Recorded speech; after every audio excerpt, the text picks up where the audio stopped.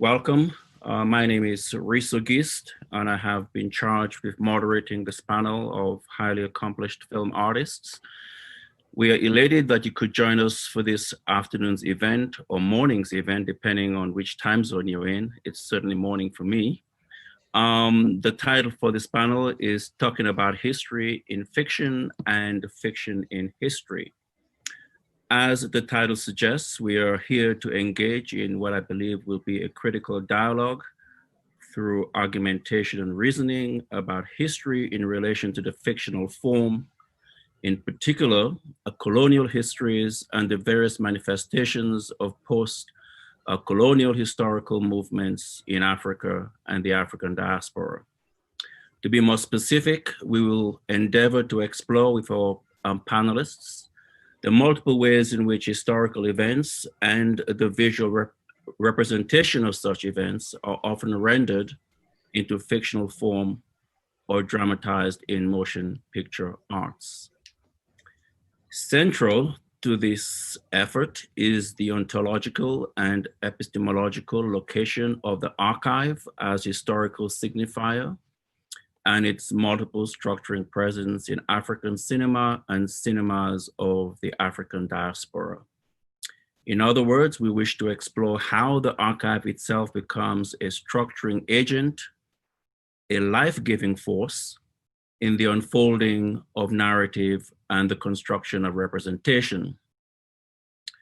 Evidently, this raises epistemic issues pertaining to methodological approaches to the archive and archive use, the filmmaker's interpretation of archival artifacts, and their multiple historical meanings, their semiotic weight, or the semiotic weight of the archive, if you like, and the ethical in archival representation.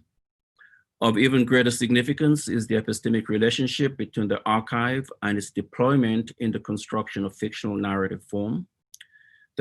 The archive is always historically situational. It has an inherent epistemological instability.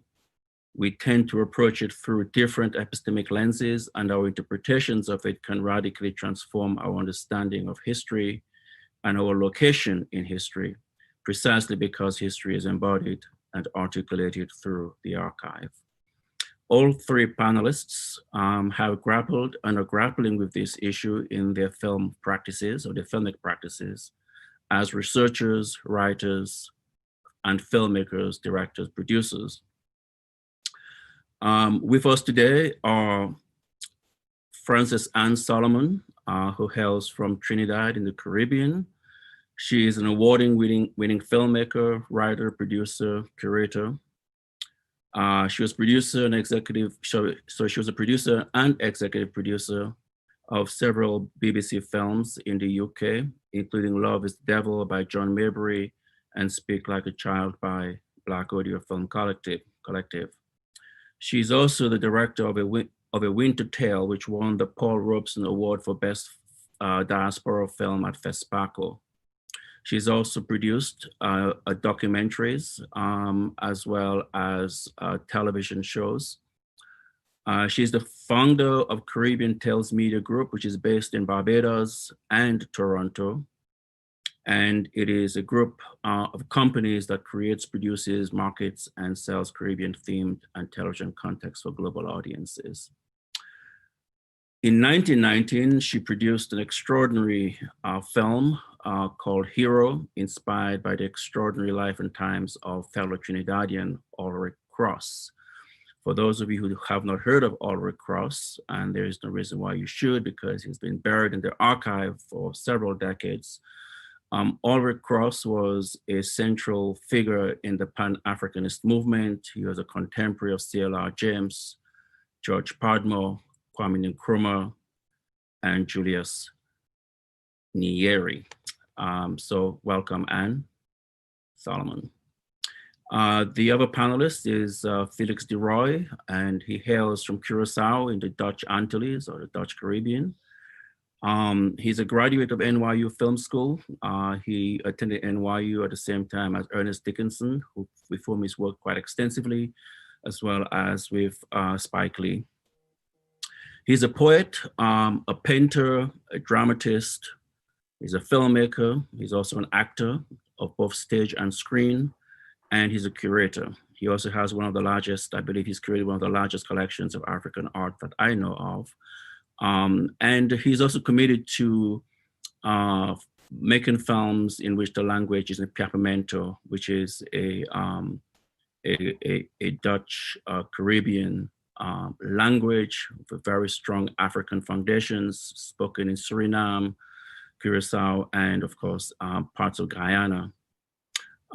His films are Desiree, which was made in 1984, Almacita, Soul of Desolato, Ava and Gabriel, of which there are excerpts of associated with this particular panel, Marival, Muhe, Frida. He is currently playing one of the leading roles, an extraordinary performance in the film called Bulato, which just received a major award in the Netherlands. And he is a committed artist, and he's committed to advancing to African diasporic culture on screen and on stage. The other panelist is Amil Shivji. He is from Tanzania. He's a filmmaker. He's also a professor at the University of Dar es Salaam. His company is called Kijiweni Productions, and is committed to telling historical narratives and cultural narratives pertaining to Tanzania and Zanzibar. So he's very regional, but the regional is also global, and he is committed to portraying the significance of both the colonial and the post-colonial experience in that particular region. He's also the founder of Kijiweni Cinema, where he hosts monthly film screenings and facilitates discussions and conversations about African cinema, politics, and cultural representation. He has written, directed, and produced 2 short fiction films, Shushine and Samaki Amachangani. Both films were screened at the International Film Festival of Rotterdam, as well as FESPACO in Burkina Faso. His debut feature film, Aisha, has been exhibited at international film festivals. He is currently editing his feature film project, which is an adaptation of a novel by the Zanzibar novelist Adam Shafi. It's a novel called Vuta and Kuvute, translation Tug of War. And I'd like to welcome all our panelists to this session. I would also encourage you to please post your questions in the chat, and I will, as moderator, ask those questions to our panelists. The first panelist who will do a very brief presentation on his work is Amil. Take it up. Thank you so much for the introduction. As you mentioned, I'm based in Dar es Salaam, and we recently wrapped on a feature production called Vuta and Kuvute, A Tug of War. The film is set in the 1950s. It's based around what in Swahili we call the Zama za Siasa, which is a period of time in the 50s, especially on the island, where there was this political awakening. And there was a lot of activism, a lot of political activity around anti-colonial work. So I've always been very amused by Zanzibar as an island. My family is originally from there, and my entire childhood, I would go out there every holiday we would get, whether it was 2 days or 2 weeks. So when I started researching and learning more about that time, the 50s, and how prominent it was in the island and how much activity existed, whether it was through political education or different forms of activism, through music, and also through political lectures in public, I wanted to tell that story because I hadn't heard it, even though I had been around the island so much. Then I found out that there was a book that was written in the 70s and published in the 90s called Vuta and Kuvute by Adam Shafi.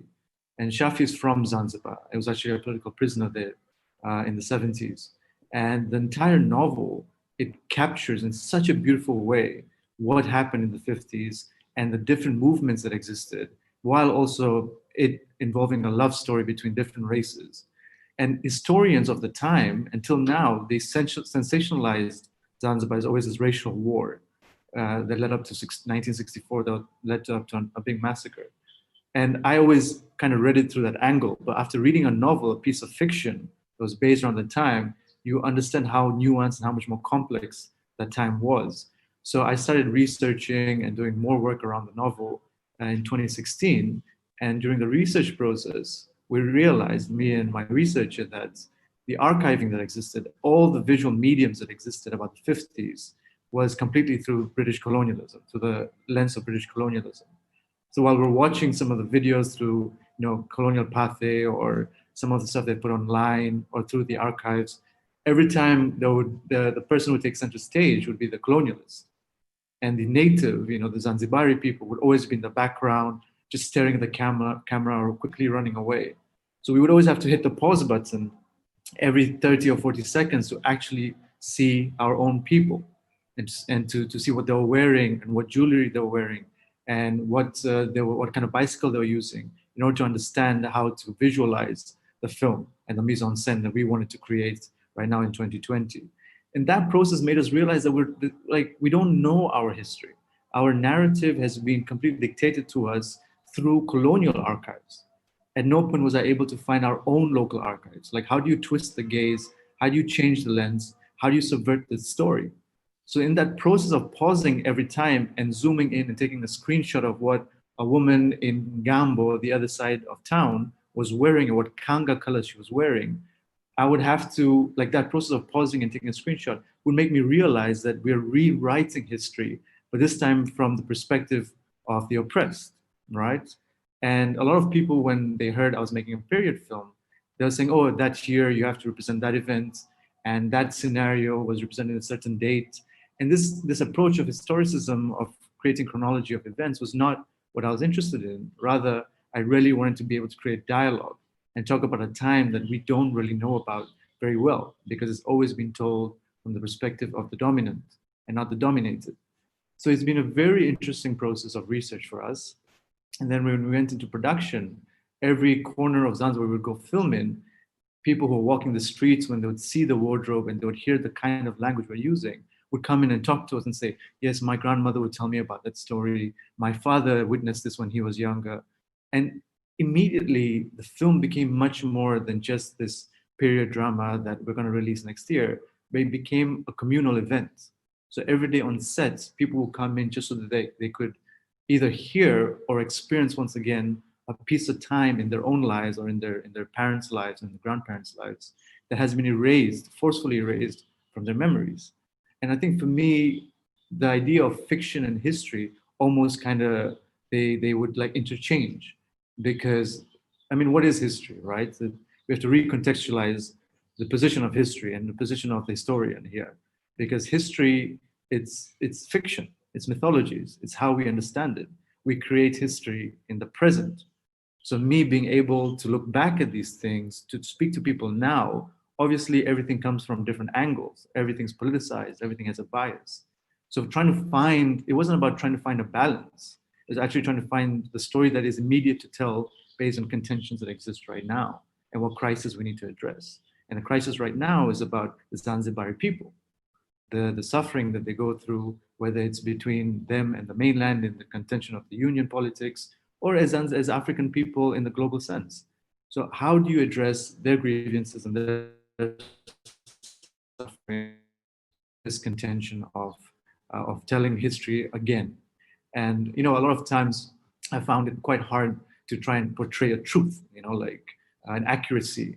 And during the process and speaking to people, a lot of times during the research, you'd find people just wanting to talk about the 50s, but then leading up and talking about 1964, which is when the Zanzibar Revolution happened, but also there was a massacre. Tens and thousands of people were killed. And after 64, we've never been allowed to speak about that time again as a negative event. It's always been considered a positive event.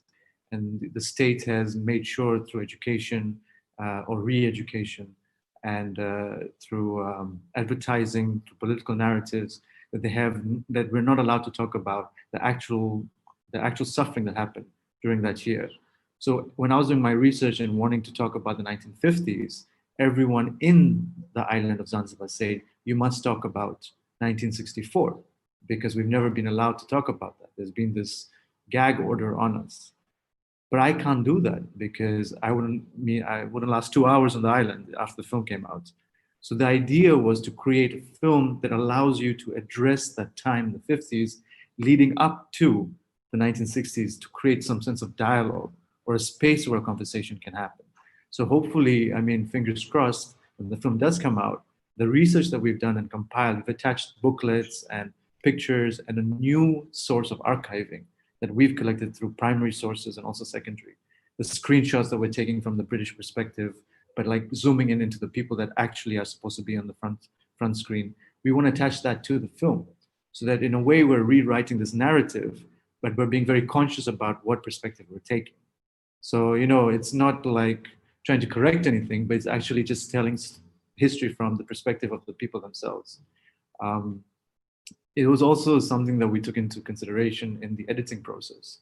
So as we're editing the film right now, we started with a linear story of, you know, I'm sorry, have I even summarized what the film is about? Let me just quickly do that. So it's about two lovers, star-crossed lovers, Dengue and Yasmin. And the entire film there, it's a series of missed opportunities, never able to kind of be together because of the colonial regime. And that's very vaguely divided society into tiers of race, which wasn't the situation in Zanzibar prior. And also they couldn't maintain these divisions of race during colonial regimes because Zanzibar is such a small island. At the time, I think there were 300,000 people. So there was a lot of interracial activism against colonialism.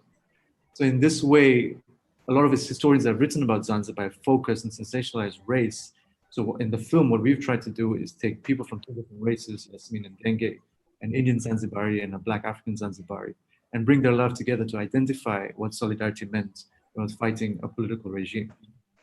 So trying to take that approach and being able to talk about that in the editing process, we thought it would only be fair in the culture of third cinema is to also tell a non-linear story. Because the traditional way of telling a story, a series of chronological events, again falls into line with trying to represent or portray a certain truth, which isn't the story that, it's not something I'm trying to do personally. It's very conscious that we're trying to portray resistance that existed and resistance that exists now, and how we can make those relationships between then and now. So even the approach we've taken in editing, we've used a non-linear approach and tell the story and, you know, with a series of flashbacks between the characters, but also moving around the timeline. And that conversation, almost, if I can call it a dialectical conversation between images and sequences, allows you to create new ideas to discuss in the contemporary nature of Zanzibar and the politics of the island, which is not something that's been allowed to happen. So also trying to circumnavigate yourself around state censorship around speaking of my time, you do it by making the timeline of the film less linear.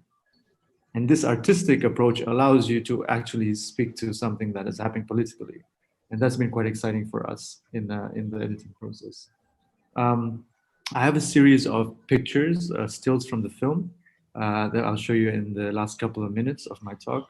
But another thing that we found out was that Zanzibar, because of the lack of formal archiving of the people and its culture, there was a lot of music, you know, oral tradition obviously is huge in African culture, but through Zanzibar was through Tarab music, which came from the Middle East. Egypt especially, it's where it's initiated from, and then further on from the Middle East, Tarab culture entered Zanzibar. And a character some of you might know, a person, a historian, an artist, Siti bin Saad, the first African woman to be signed by Columbia Records, would sing in Arabic, in Tarab music, for the royalty, the Omani sultans, and so on and so forth in Zanzibar. But then she went on and started taking Tarab music and singing it in Swahili to the people, the everyday people of working class areas where she was from. This was a huge step because she wasn't partaking in folklore anymore. It wasn't like, let me find a way to maintain our history. She would find social events, contemporary events of the time, and then address them through music and song. The most famous thing about Siti is that she had a very amazing reputation, was well known for being able to write a song within 5 minutes of hearing a story. So in that way, you have a situation where Siti bin Saad is a historian, but also an activist at the same time. So when we created our characters for the film based on the novel, we took a lot of poetic license, obviously. I wanted a character that represented Siti Bin Saad, but not take over Siti Bin Saad. So Madhuma, who plays a Tarab singer and sings her music, we had to make a decision whether we should call her Siti. And the reason why we didn't do that was we felt that if we did that, we'll be taking away something from the historical figure. And rather, we would try to create a contemporary figure that is doing the same thing that she was doing, because that was one person doing it. There were many people doing it. So how do you represent, rather than individualize certain heroes or sheroes in history, how do we kind of represent them as movements of change, as agents of change historically and also contemporary-wise? But we use her music, and I think that for me was quite an important point to consider when we were recreating these characters. Maybe we could show the stills that we've got. I'm not sure if they're on or yet. I don't have them here. Okay, so I've been told they're on. Great. So the first still is the character played by Ikhlas Kafour, and the character's name is Yasmin. And here it's first night where she's betrothed to a man 3 times her age, and we use keeping her in a mosquito net to feel entrapped. And every time we filmed her before she runs away from a marriage, the frames are very tight. She's centered because she's the dominant actor, but it's very tight and very compressed because we wanted to feel the sense of suffocation as a woman during that time, not being able to make her own decisions, being forced into a marriage, and all the decisions being made around her. So that's kind of like the first part of the film where even the framing and the aesthetic approach to Yasmin, we tried to make it feel suffocated, but still centering her, because giving the idea that even in that moment, she's still her own actor. And the second one, again, you can see it's a similar approach. And here was a part where we really played with the idea of wardrobe. So the blue cover that she's wearing is called an abaya, in Swahili, baibui, for Muslim women. And she would wear blue before she was married, and then she would wear black when she ran away. And the idea of the different colors of the baibui also kind of gave her a sense of autonomy. So these simple ideas of changing wardrobe and changing positioning of framing gave this character a more authentic autonomy. Because I remember a conversation was when I was telling this story to someone was like, oh, you have such a feminist character. And feminism right now is very important, and et cetera, et cetera. The kind of mainstream conversation on feminism came up with the film. And for me, I never looked at it as feminism of Yasmin addressing patriarchy, but rather it was feminism as just taking center stage in the political movement. And that's the feminism that she carried. And I think it's the feminism that a lot of women carried in the 50s, 60s, and 70s, maybe even into the 80s. It was about fighting the system, the political factors at play. At that time, it was colonialism. So I think for me, trying to take this approach in telling the story, in the framing and in the wardrobe, allowed us to bring out much larger conversations that we need to have right now in current situation. The next still is, we shot this at the Old Fort. For those who've been to Zanzibar, I'm sure you've been there. It's one of the major tourist attractions, unfortunately. The Old Fort was built by the Portuguese. The Omanis also took it over. I mean, the Omanis and then the Portuguese. And what it represented was that it represented this sense of initial royalty, but then after the revolution, it became a prison camp. That still resonated with Zanzibar people. Because if you have an entire generation of people who haven't been allowed to talk about the mass killings of 1964, by bringing in these images that have been completely co-opted by the tourism sector and been commercialized, and replaying certain events that have happened there, like having the police and having the prisoners in that space, we were able to bring out many other conversations that the film is unable to bring out in 90 minutes. So a lot of the choices of locations came into play about how do we retell, or how do we talk about a historical space, but actually do justice to what it meant politically, and not just because it's idolized in Zanzibar as a place that has a lot of tourists entering. The next slide, this one is prisoners inside the prison cell. During the research process, we actually went to the same prison that exists today and is being used today, that was used in the 50s in the colonial regime. They haven't changed anything. It took me 4.5 months to get permission to get into the prison. When I got inside and they gave me a little tour of the place, we realized that it was in such horrendous condition and the prisoners were really suffering that we didn't want to film there anymore, because the idea of 20 crew members coming in and out as free men and women every day while the prisoners are just watching you, and who knows, like, the atrocities of injustice that have been created, that have been these prisoners have been subjected to. So we decided to film somewhere else, but use the production design team, because I was able to get some pictures of the prison and then recreate the space. But once again, because a lot of the actors were Zanzibari, what we did is we went to one of the famous hammam baths that was quite famous for Princess Salma and the Omani royalty in Zanzibar. And we decided to go to a place of royalty that's been signified as wealth and that represented Arab colonialism in Zanzibar. And we decided to make it feel like a British colonial prison. And for me, I think that was important, because when actors would come in, they would have this moment where they would usually know the space as a touristic site. But when they would come in and see the way we had made it and the wardrobe they were wearing, they would tend to realize in that moment that what these monuments actually represent. So there was a conversation even happening between the crew and the cast on set about how we talk about these spaces and these monuments that become idolized right now because they're, cash cows for the economy, but historically have been completely removed from any kind of context. The next slide is actually one of my favorites. Dengue, the character that's in the foreground, he's shaving while you have a picture of Kwame Nkrumah in the background. And Dengue is a young communist, the rebellious, frustrated young communist in Zanzibar who's quite dogmatic in his approach initially. Reading the text, he's studying the Soviet Union, translating pamphlets from Russian to Swahili, and idolizes these big men at the moment in time, from Nkrumah to Nasser. But at the same time, what I like about this is it shows you the internal. He's also like shaving to look good because he's about to go on a date with Yasmin. And I think those kind of contradictions were quite exciting to bring out in certain frames and in the story as well. And then the last slide is Mwajuma, who's played by an upcoming artist who's doing quite well in Zanzibar, a Tarab singer called Siti Amina. And I had to convince her quite a lot to play the character because she never acted before. Actually, none of our actors had acted before, but she's a Tarab singer. And she's the one who embodies Siti bin Saad as a character. And I think what we wanted to do is, as opposed to embodying archives or embodying history through monuments and spaces, we wanted to do it in people, because people are the ones who carry histories. It's Zanzibaris who carry their own history. So instead of having Siti bin Saad being referenced in the film as a monumental icon of the time, we had her music being sung by a Tarab singer, which is Amina, who plays Mwajuma.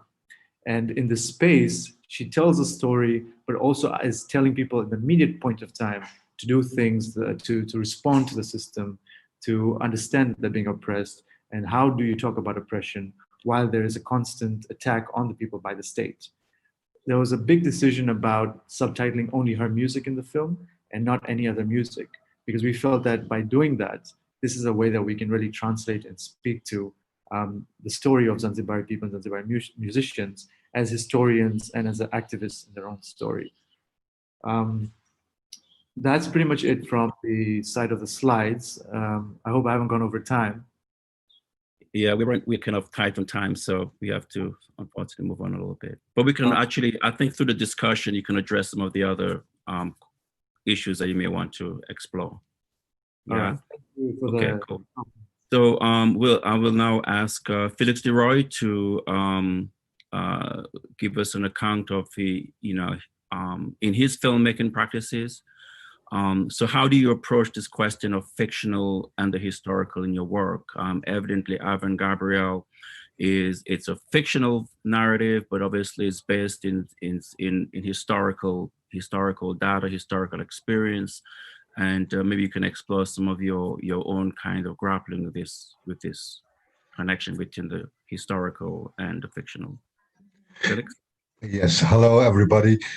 Listen, I would like to go back to my first Curaçao film, Almacita di Desolato, because for Almacita di Desolato, which is a film about the mythology of the enslaved on the island of Curaçao, where they speak Papiamento, and the Papiamento is actually a mixture of Luango, of Portuguese, Spanish, and some Dutch. It's really a very Creole language mixed from all of the colonial and the enslaved people on the island. And it's only spoken on the 6 islands in the Caribbean, because in Suriname, they don't speak Papiamento, they speak Sranangtongo. And Suriname is a huge, country on the continent. And there the Sranangtongo is African mixed with English. So it's a totally different thing that will return when we speak about Ava and Gabriel. But anyway, the whole thing is that in Curaçao, the archives are usually seen from the, let's say, the colonial perspective. But thank God, in the early 50s, a poet and a priest went with an old tape recorder to the interior of Curaçao to collect all the songs, the mythology, the customs of the descendants from the enslaved Curaçaoan people. And it's become a very rich archive. It's called Sambumbu. And also part is called Zikinza. And from those archives, we used the stories and blended the different fictional stories into one narrative, which came out in the film Almacita di Desolato, that also won the Paul Robeson Award in Fispaco. I think we were there together, if I'm not mistaken. That's right.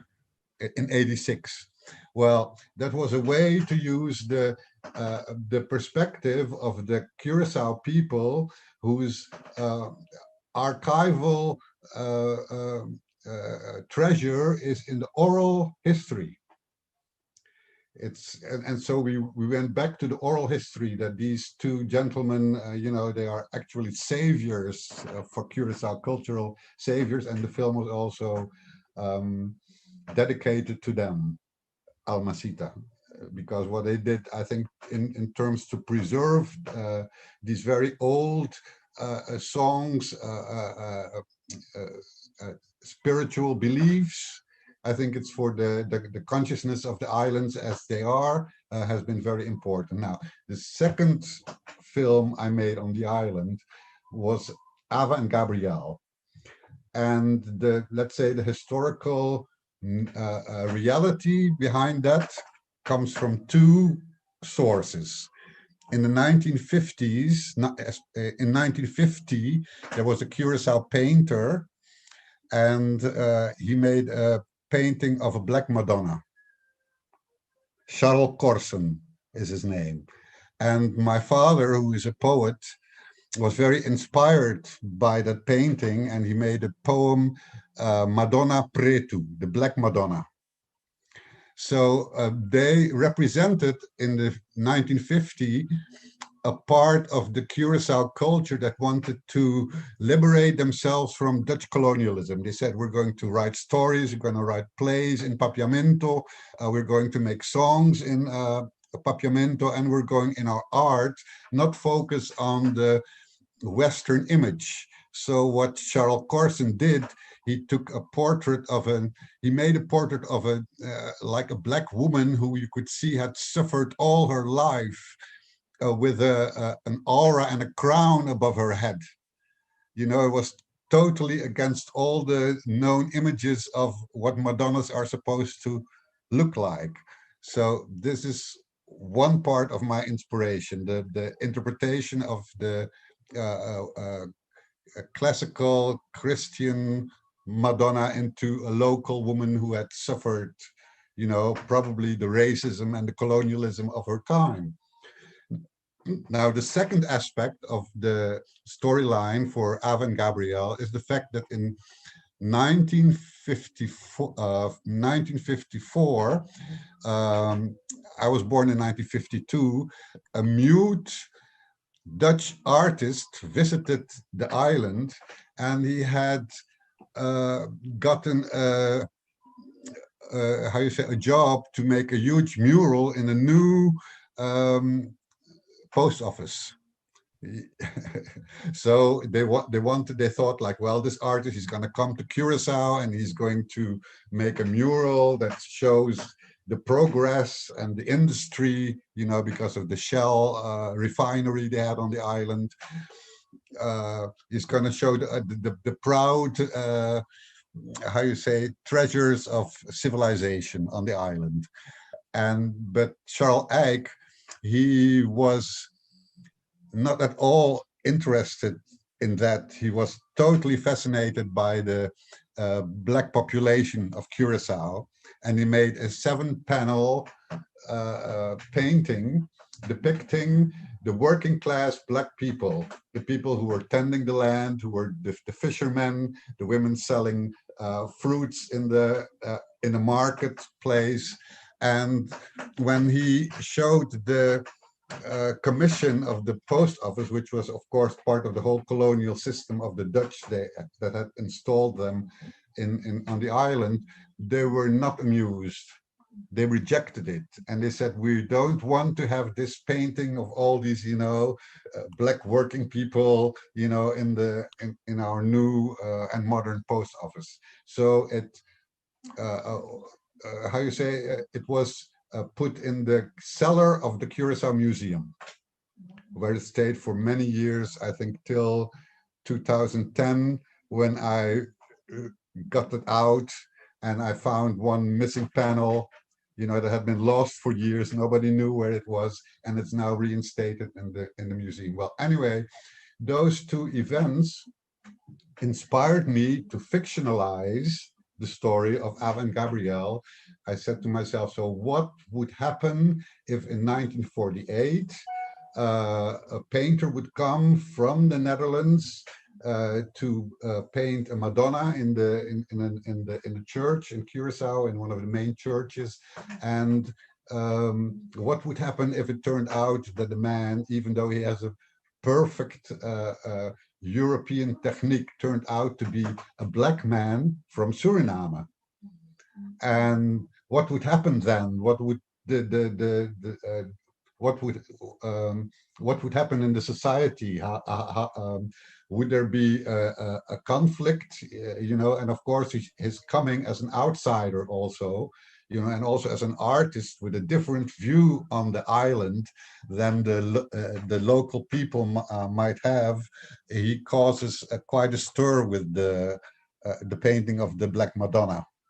And ultimately, this painting is not accepted by the society because the painter also has fallen in love with his model, and he paints her as a Yemaya coming naked out of the sea. And when that painting is revealed, everything ends, because this woman cannot be seen anymore, her image in a church, which is quite funny because in the film, the Madonna is like painted over with white. She's whitened away, you know, the story is whitened out. And at the end of the filming, there were people from the parish who said, oh, we like this painting very much. Can it stay in the church? And then the bishop said, no, we already, you know, we're very lenient by allowing, you know, the church to be the set for this film, but this lady is on the screen, and there's love scenes and you know, with her bare breasts, and now we cannot have an image of this actress, you know, be in the church. So, you know, that's in short is a little bit the story of Ava and Gabriel.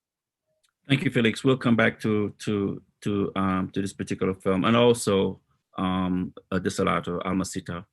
I'll now ask Anne Solomon to tell us about her approach towards fiction and the historical. Anne Solomon's work uses extensive, or she makes extensive use of archives in Hero. And we're particularly interested in seeing how you brought the archive into the historical drama of Ulric Kross's life. So it's floor is for you. Thank you. You're welcome. Can you hear me? Can you hear me? You need to up. Okay. More? Can you Yeah, hear I me? think you're good. Okay. Yeah.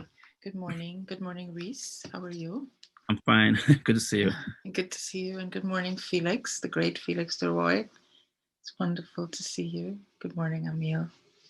It's wonderful to meet you also. So the story of Ulric Kros came to me via my parents, my mother. Ulric was a friend of my family.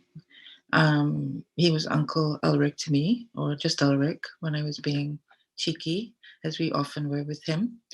And in about the mid 2000s, my mother and another friend of Ulric's, they all lived together in Trinidad in this place, this building on downtown. They decided that my mother and this friend of hers decided that they needed to make a film about Ulric. A film needed to be made about Ulric. And being the filmmaker in the family, they asked me to do it. And of course, I had no intention of making a film about my uncle Ulric. And, you know, for the benefit of my parents, you don't want to you know what I mean? It's just like, I'm going to let you down, you're going to get mad at me, and I have things to do and stuff like that. But the more I researched Ulric's story, the more I realized that this was something that I needed to do.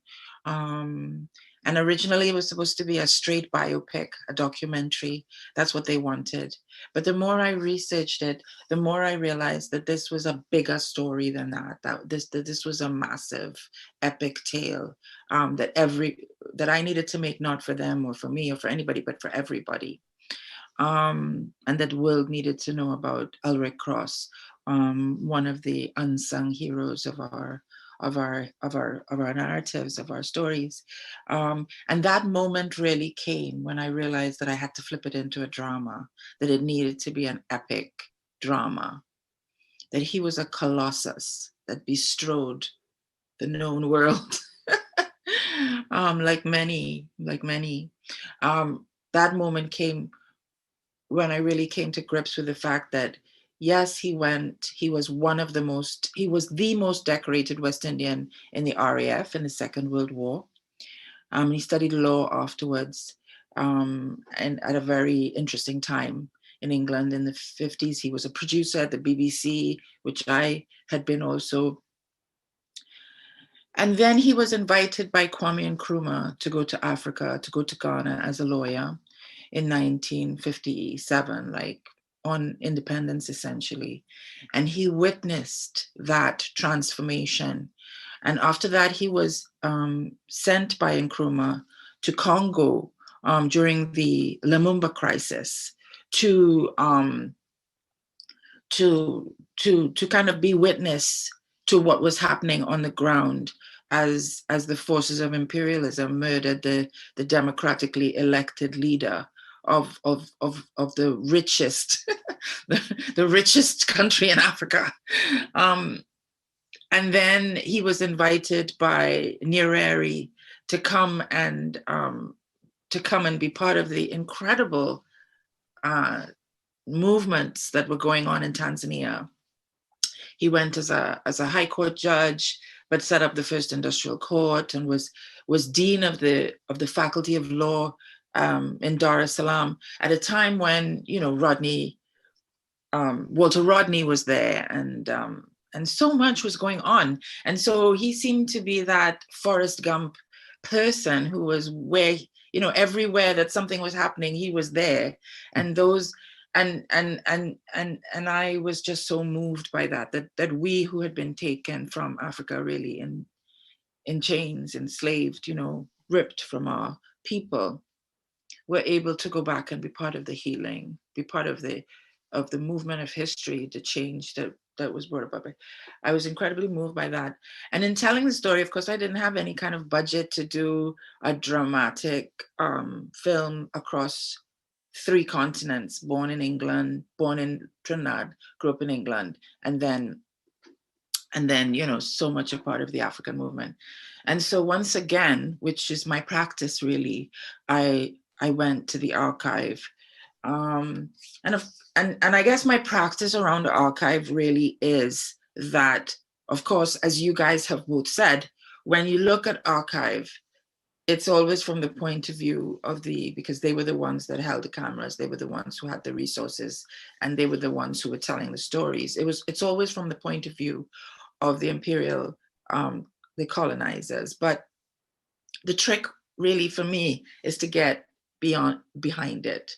And so very early on in my practice, I started taking archive and literally cutting into it, and then dramatizing scenes and intercutting that with archive, so that, you know, the first time that I did that, I made this film in the 90s about women who served, Black women who served, Caribbean women who served in the Second World War. And there was this, you know, I found this footage of, you know, a train leaving a station in England, and people on the platform doing like that, and the people on the train waving back like that. And I dramatized these 2 Black women in uniform who were on the train and waving to their friends on the platform. And I cut it into the archive and had them sort of wave and then, you know, fall up. And then I cut into them in the cabin, joking and laughing and giggling with each other and playing and smoking and doing all the things that we would do if the cameras had been on us, but they never were, you know. And so being able to start from the point of departure of the colonial footage, of the archive footage, and then literally cut into it, so that instead of white people waving to white people, you had Black people waving to Black people, and then go behind that to what the Black women were doing with their time, talking to people, doing all the things that they would naturally do as 3-dimensional human beings like you and I, just gave me incredible pleasure. And so that was a technique that I used in Hero. So, you know, his entire journey from Trinidad, it was hard to find footage of Trinidad in the 20s, but we did find footage, and again, cut into it. England in the 40s and 50s, the war footage. I literally took a journey of the mosquito, which I found, a film journey of a mosquito flying over Berlin, and cut Ulric into that, cut, you know, him into that, and then cut a dramatization, and then on through Africa. And the footage in Africa, of course, and Nkrumah, you know, through the successive regimes that decimated the continent. A lot of archive was lost, but archive exists. And again, just giving Ulric what was a front row seat on the independence movements, that he was there, he witnessed it, he was an actor, a key actor. And so dramatizing those moments and cutting them right into the archive throughout, whether it was the Lumumba crisis, showing what was happening behind the scenes with Lumumba when the cameras were on him, which we had the cameras on him, but what was he doing and feeling behind, kind of reinterpreting that from our point of view, which of course Raoul Peck did incredibly. I had my little go at reinterpreting it myself. And then in Tanzania, which unfortunately we just didn't have the money to go to Tanzania, but we did shoot in West Africa. So that's my practice really. I feel very privileged because I feel like those of us who were born in you know, post the 60s when independence came to many Caribbean countries, were born with with a perspective, with a we had the possibility of being born with another vision, another perspective, another optic than the colonial optic. And so it comes very naturally when we see images that don't represent us to just immediately flip it and show the opposite perspective, like the mirror reflection of that. I mean, I always call myself a child of independence, because those who came before were, of that period. I don't know what else to say. Is that enough? Oh, that's great. That's really fantastic. Because one of the things I do like about the work is the way in which you get the sense that Ulric is actually in that historical moment, the way in which you can utilize the archives, which is what I mean by the archives becoming like a structural agent, where it helps to structure the narrative, but also places the historical figure within that space. So no, that's fantastic. There's a question here from Cynthia Kros, and this is for you, Frances. It says, it's interesting that you came to feel the need for an epic, Frances Ann. I wonder if you think there might be an equivalent female figure, and would an epic be a suitable genre, a suitable approach to rendering that life? Absolutely. I mean, I feel like one of the things that happened, two things. One of the things with Ulric's story, because he was completely unknown, a number of people said to me, one of the things they said was, it just really makes you see how many stories haven't been told, because he was just an ordinary man who had an epic life, and we do have epic lives. That's the point. But my next film, I really want to return to telling stories about women, is about Claudia Jones, who was an incredible woman, a Trinidadian also, who had she grew up in America in Harlem, after leaving Trinidad at the age of 9, and then was deported as a communist. Well, she was a communist, but she was a civil rights activist from America during the McCarthy era by the House Un-American Activities, and landed in England with all these skills, and during what's called the Windrush generation, and really took the country by storm and left such an indelible mark on the UK. So that's one of my stories, and died tragically. All these people died so young, you know, because their lives, they were up against so much resistance. It was another way of destroying our resistance, was to just wear them down, they killed our heroes, they poisoned them, they murdered them, but they also just wore them down, and they died young. But I take solace from the fact that these were lives that were so well lived, even though I'm older than all of them now. They achieved so much, and they were lives of joy and fulfillment. Great, thank you. And the next question is for Felix. It says here, can you say something a little more about the oral histories you mentioned, and repeat the name of the man responsible for collecting them? Yeah, but first of all, I wanted to congratulate Frances Ann for her film, because it was a revelation for me.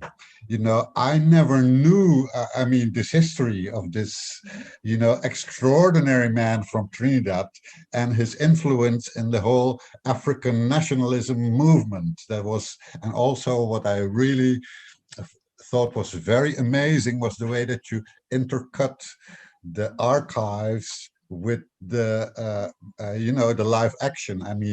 You really did a great job. I'm deeply impressed. And you you deserve all the medals and the respect with this film, Hero. It really, I tell you, that it really impressed me. Thank you very much. I just wanted to react on that. Yes. Thank you. But now about Zikinza and Sambumbu. There are two gentlemen. One is called Alice Juliana. He's a Black Curacao poet, writer, freelance anthropologist, sculptor, and he worked together with Paul Brenneker, who is a Dutch priest who really took his vows of poverty serious. He lived in houses that he had built for the homeless, and he lived in one of them to be, and he went together with Alice. He went in the 50s to record all these stories, the songs, the traditional folkloric uses, old chants from Guinea that were sung already from the times of slavery.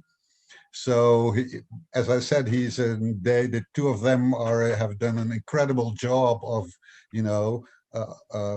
registering and archiving the oral history.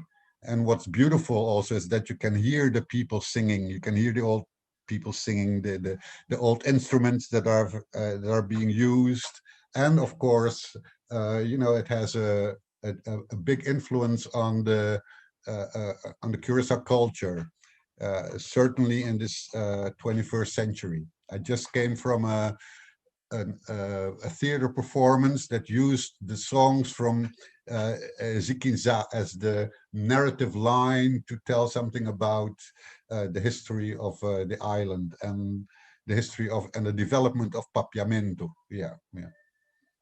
Okay, great.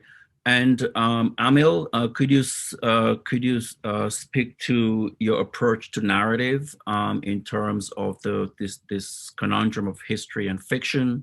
You spoke about creating non-linear narrative structures.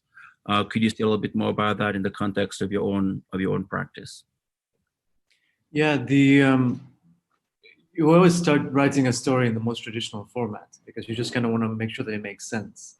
And I think reading the novel, especially one that was written during the time of the 70s, it was such beautiful writing. But one of my criticisms of the novel was that it still represented a little bit of some conservative politics in terms of gender, but also in the way it was told, it was almost that the author held your hand and took you throughout every kind of plot event and the series of events that happen in the film. And it feels you a little bit less, and you become a little bit less engaged with what's happening in the story because you're a bit dependent on the author or the novelist. And with film, there's so much more you can do aesthetically and artistically and technically when you're retelling and telling the story. So when we started editing the film in March this year, actually, before Corona, well, at least before we realized that there was Corona, we tried that traditional format first. And I think we took on that approach because in the linear storytelling format was to see what it would feel like and what it would look like. Because the advantage of cutting digitally these days is that you save and save as, you don't lose anything apart from just a lot of like your mental labor. So we told it that way, and the story was strong, but it felt that there was something missing. And I think after a couple of cuts, we realized that the level of engagement with the audience and the story, again, was the thing. There was this gap, there was this black hole, because you were being led somewhere, and there wasn't this huge payoff at the end. Whereas when we tried different formats, where we moved things around, we worked with a different editor, like I think this was maybe month 4 or month 5 into the editing process, even me, who I was researching and I wrote the script and I directed it, I instantly was able to connect to the characters in a different way. And I think that ability to do that in the editing process and to play around with the chronology of telling the story and different forms of narratives, it allows you to tell and retell a story that might be already have been told or people already know it. So the story of Zanzibar is very well known by the Zanzibaris, right? And this film for me is for the Zanzibari people. So what am I doing that they don't already know? Like, what am I doing to contribute or to intervene in this narrative? And it was by telling the film in a different narrative, not telling it chronologically and in a non-linear format that allows me to really engage the audience and ask them questions that they haven't been able to ask before, because we haven't even had that story through this medium. So that was the most exciting thing in telling this the film this way. Okay, great. And Francis, what kinds of decision making was involved in your thinking through the life of Ulric and determining which segments of his life to dramatize and which ones not to dramatize in relation to the kind of archival materials that you wanted to use?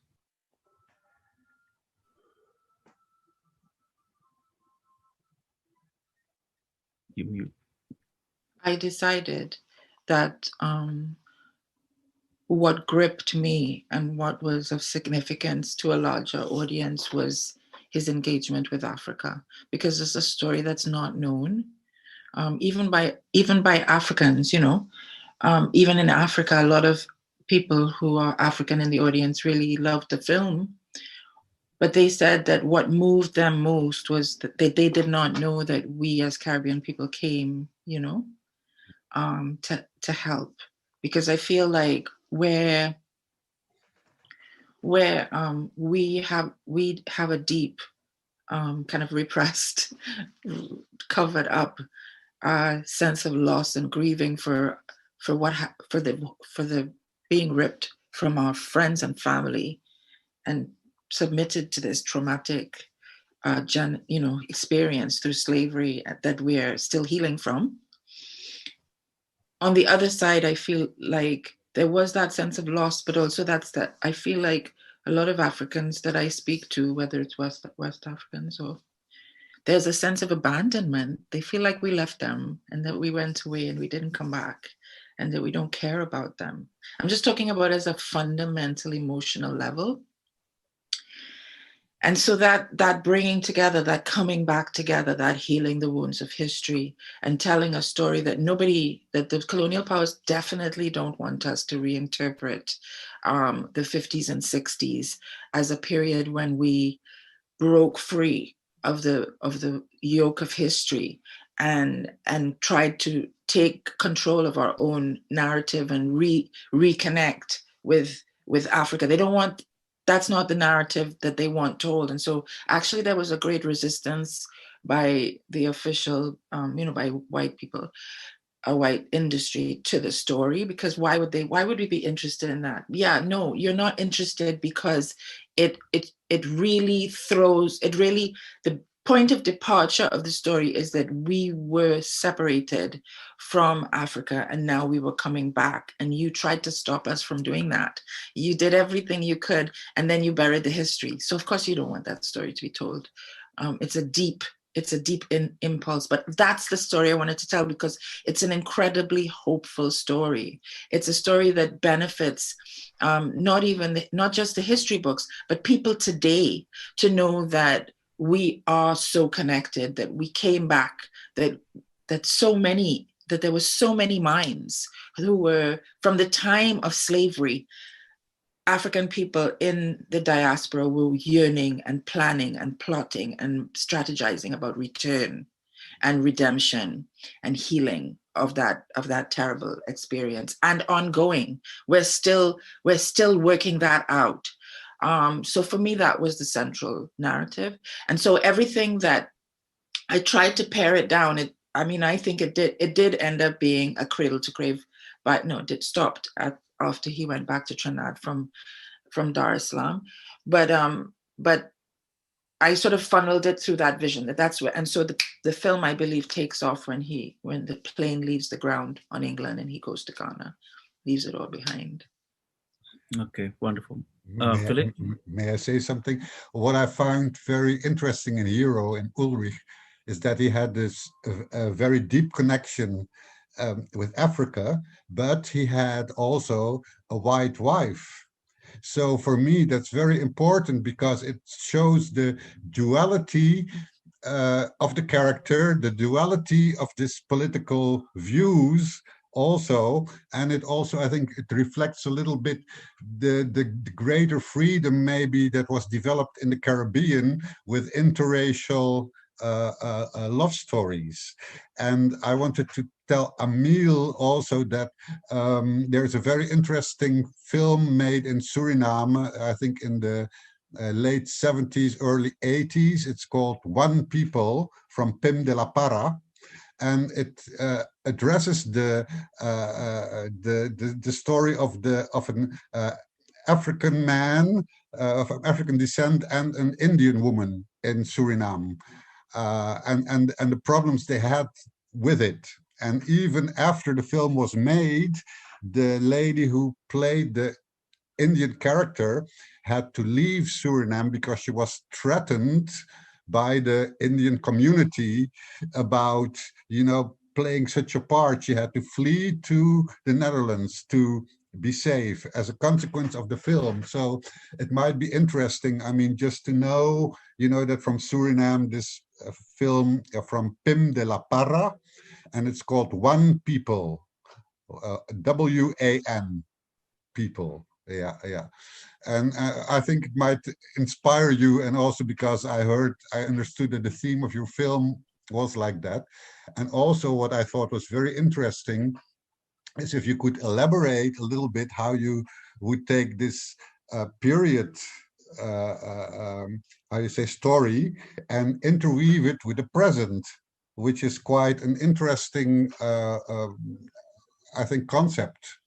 To do that and go don't stay in the past, but take the present and mirror it to the past.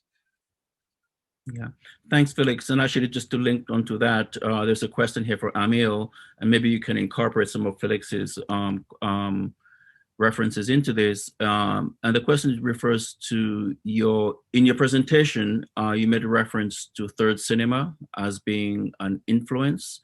And we are thinking third cinema in the context of the historical and the fictional, because many filmmakers that fall within that particular field have also explored history and fiction, Usman Sembène among others. So what kinds of influences has third cinema had on your approach to storytelling? Could you expand on that a little bit more?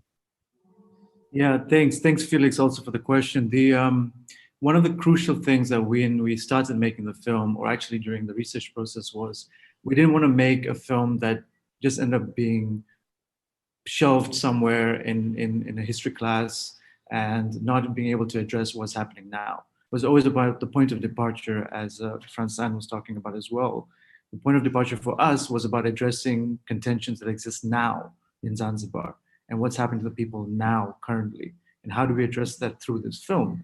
So a lot of times it was quite easy to take the traditional approach of telling the story in a period drama, and everything happened and was past. But the way we've made the film, the language we've used, it almost at all times feels very immediate.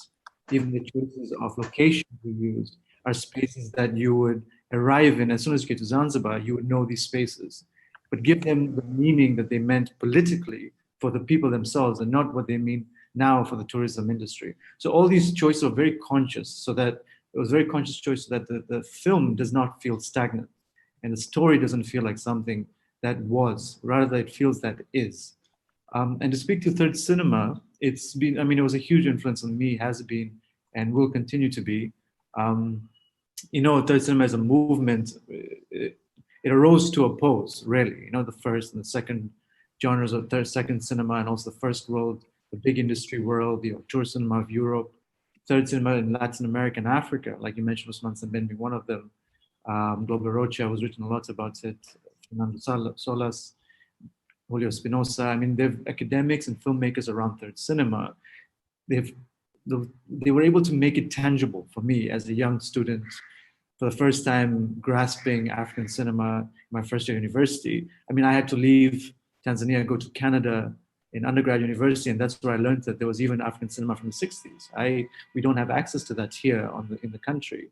And so when I was able to get all this beautiful material, all these DVDs of African films, I watched them, I learned of the movement of third cinema. And when I read about it, and the dates on the PDF files, they were like 1968, 1969, 1971, but it felt so relevant to what we're doing now. It felt like this is something I can teach my students currently, and it can be implemented as a movement at this point right now. If anything, it's even more relevant now than ever. So for me, third cinema, I look at it more than just a movement. I look at this entire genre of filmmaking that we can tap into. Obviously, when you look at the so-called characteristics, it says location filming, shaky camera, which you'll find in the most Hollywood of Hollywood films right now. So it's less about trying to pay homage to the movement, but using the very crux of it, the very crux of the political intervention that it had for the people then, and how can we implement that now? So in the films that I'm making, I spend 2-3 years doing research and living in the space where I want to make the film. Not because I don't think I can make the film in less than that time. It's because you have to win the trust of the people in those areas. The film I made in 2015, Aisha, was set in a coastal village called Pangani, which is a 2-hour drive from the town, Tanga town. And I went there, I did my research, but I decided to live there for 8 months so that I can speak with the people, speak to the communities, and they can take me in. Because even me and other people from the city of Dar es Salaam, when we go to those areas, you can speak fluent Swahili, but you wear your Converse sneakers, you wear jeans, they call you Mzungu, which is Swahili for white man. And they don't mean white race, they mean you're a foreigner to us. Like who are you? We don't know you, even though they know you're Tanzanian. And so to win the trust of the people, because you want to tell a story that will not only reflect their lives, that will intervene in their lives, but you also, you bring a crew of 30, 50 people into a space that's not used to that much kind of activity. You are disrupting their lives, right? So we wanted them to be part and parcel of the film. So third cinema is the thing that taught me that and made me appreciate that. And without learning about third cinema, without implementing those, then those are the kind of problems we create as filmmakers when we go to communities and not pay respect to the people that we're making the films about. Okay, great. And the next question is for Felix. What specific challenges did you encounter in making Ava and Gabriel in terms of the historical representation of that period? In terms of your construction of the mise-en-scène, what kinds of challenges did you have? Well, actually, I had more challenges with Almasita, because when it had to go to the Dutch Film Board to get subsidies to be filmed, they said they had difficulty to subsidize the film because the whole film was in papiamento. And the members of the board said, and since this is the Dutch Film Board, for us, Dutch film is where they speak, the civilized Dutch in our kingdom of the Netherlands. And my partner, Norman de Palm, who's the co-writer and also the producer of the film, he had to hold me because I wanted to start kicking. I was very, very upset. So it tells you something in 1984 still about the attitude that was there, that the kingdom of the Netherlands, everybody, just spoke civilized Dutch. And they had no idea that papiamento would represent the truth of that culture. So that was one of the problems. But for the rest, I've grown up in Curacao. I know all the locations, and having come back from Mexico and the Netherlands after my studies, I was really, as a grown-up person, I was really very much inspired by the island and by its and by its history. So I mean, there was a very organic synthesis for me to make these films. Now for Ava and Gabriel, it was also the biggest challenge was that the whole film was not dubbed. It was with live sound, and it was filmed in the colonial center of the city. So I didn't have to do anything about the buildings. I just had to take some vintage advertising for the walls, and dress the people up and get the cars from that period. But the biggest problem were the merchants, because it was also part of a commercial center there, that they were complaining that they had to shut up and that they couldn't put their air conditionings on for the sound. That those were the things that I had to deal with, but for the rest, it went very well. It was an international crew. It was partially from the US, partially from Holland, partially from the island. And the actors came from all over, also the Netherlands, Papiamento, French actors, Surinamese actors. So it was a very, for me, like a Caribbean stew that I really enjoyed. Yeah. Thank you so much. Unfortunately, our time is up. Therefore, I'd like to thank the panelists for your fantastic contributions today and speaking so eloquently about your work and your practice. So thank you, Frances Ann Solomon. Amil, thank you so much. And of course, Felix de Rooy, thank you so much, everybody.